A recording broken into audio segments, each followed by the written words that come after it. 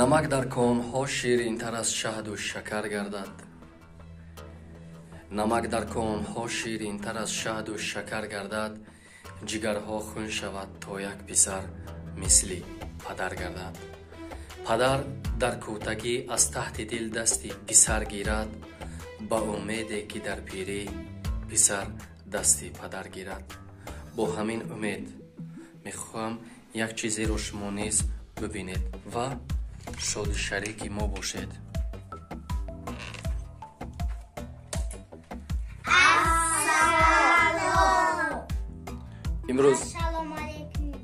имрӯз писари хонадони мо лоиқҷони азизи мо зодрӯз дорад.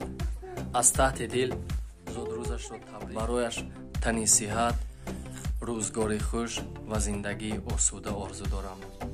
ин нафар фарзанди азизи ман лоиқҷон астай. орзуи онро дорам ки худованд пеш аз ҳама инсоф дар дилаш ҷо кунад, то ки ана ҳамон мисраҳои шеърие ки дар аввал гуфтам дар замони пирии мо даври сари мо тоб хӯранд. зеро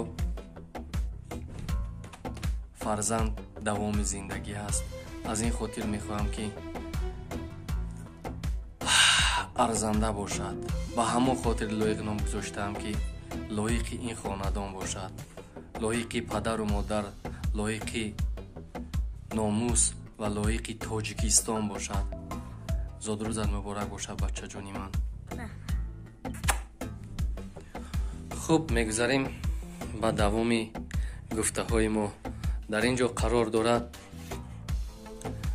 духтарчаи азизи ман Сумангул. хуб, чӣ гуфтанӣ ҳасти Сумангул ту? Таҷони азизам, зодрӯзам муборак. илоҳим садсола шавӣ, дарду ғамро набинӣ. ман туро дӯст медорам. раҳмат. ташаккури зиёд Сумангул. ана ин кас буд лоиқҷони мо. мегзарем ба давоми гуфтаҳои мо. духтарчаи калонии ман Рухшонагул. хуб, чӣ гуфтанӣ ҳастӣ дар ҳаққи лоиқҷон? овози ҳама сухан салом аст, зеро ки салом худэҳтиром аст. салом додар ҷони якка ва ягонаям.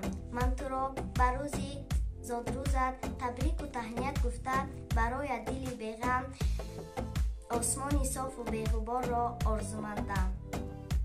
ташаккури зиёд духтарҷони ман.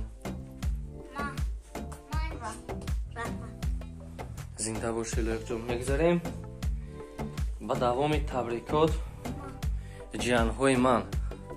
яке Шамшодҷон, яке Шаҳзодҷон. хуб, чӣ гуфтанӣ ҳастед? таваллудат муборак лоиқҷон.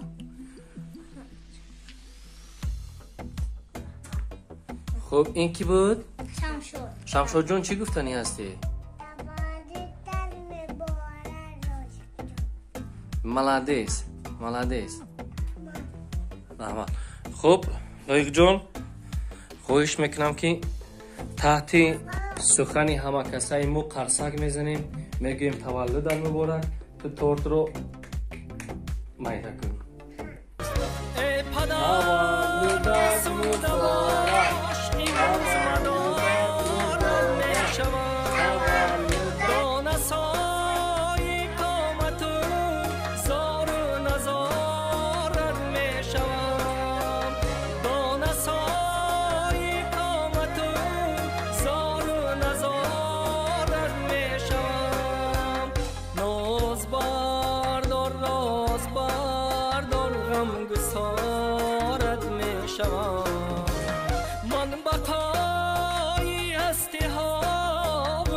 зинда бошед дӯстони азиз.